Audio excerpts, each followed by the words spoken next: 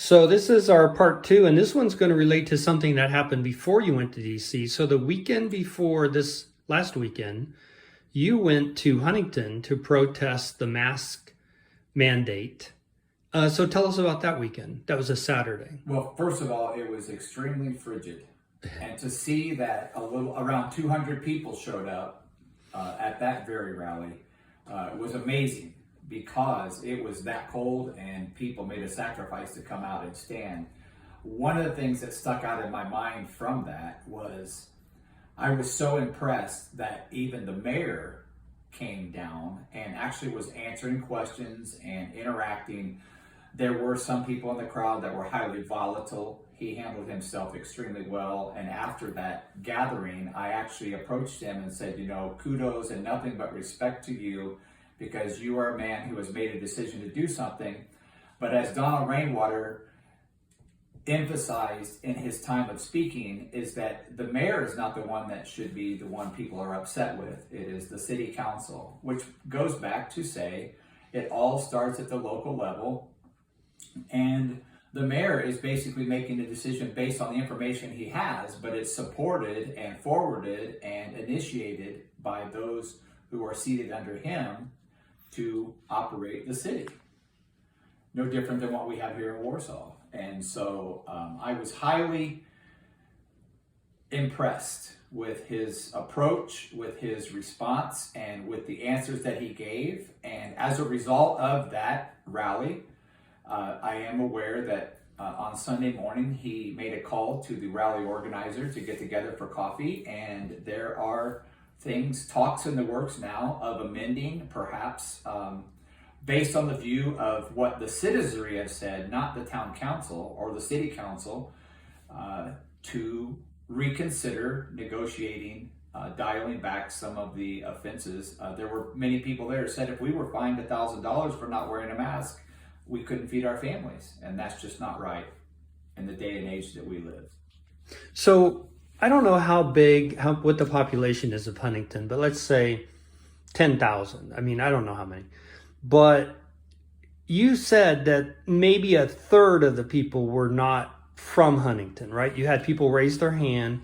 So it's really pretty incredible that it didn't take too many people really out of the population to have what could be a significant influence with the mayor. Absolutely. It's just people who are going to stand on principle. And that was one of the amazing things. One of the things that we tried to highlight is there are people from around the state that stand with you in support of you, willing to link arms with you, to take a stand for this, and to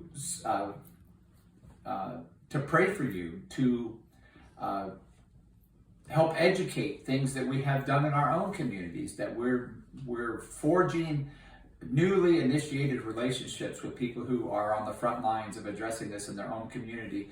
But because of the activism that takes place in our community, we have a reproducible model that we can help them with in their community. And so we're in the talks now of being able to gather a room full of people and send people over and begin to start educating with some of the things that we've learned in the process of doing these things, and not just, it's not theory. You can't teach that. It's by being involved.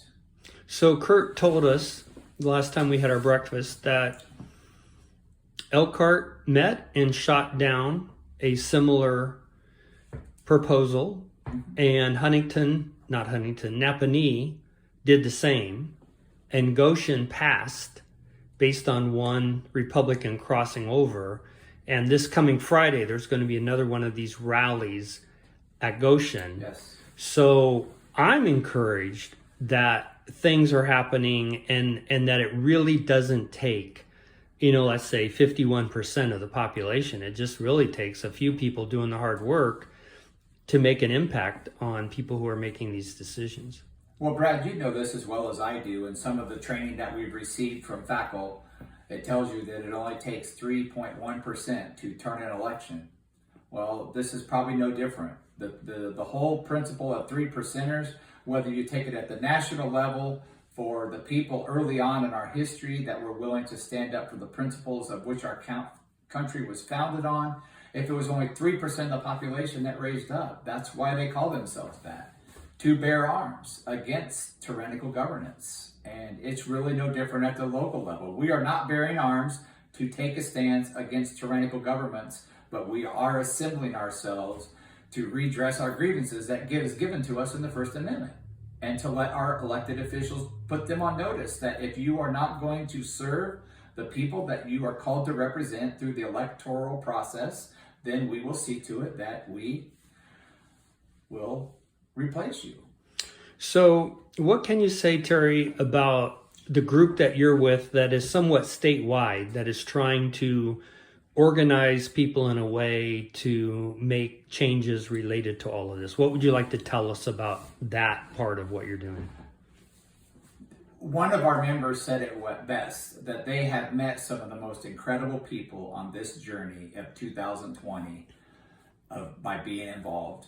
The relationships that are forged by people standing for our rights and such are relationships that are not just that we see once in a while, but there is a fraternity that's been created among us. And the unique thing is that we are scattered around the state.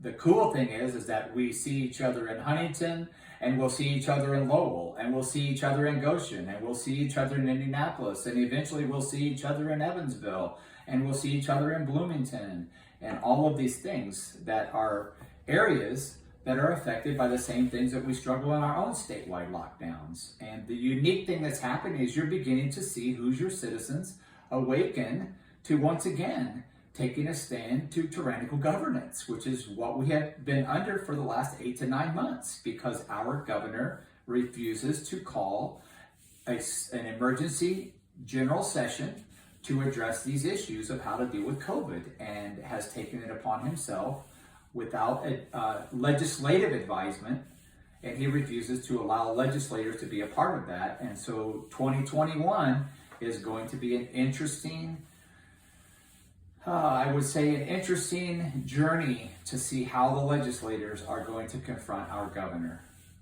Wow. So if there would be someone watching this who's retired and feels like they don't have a purpose in life, or maybe a soccer mom whose schedule is completely full, transporting kids all around. I mean, anybody that feels like they should have more of a direction in life and more purpose in life, and hey, can God use me to make a difference that I'm going to tell my kids or grandkids about someday?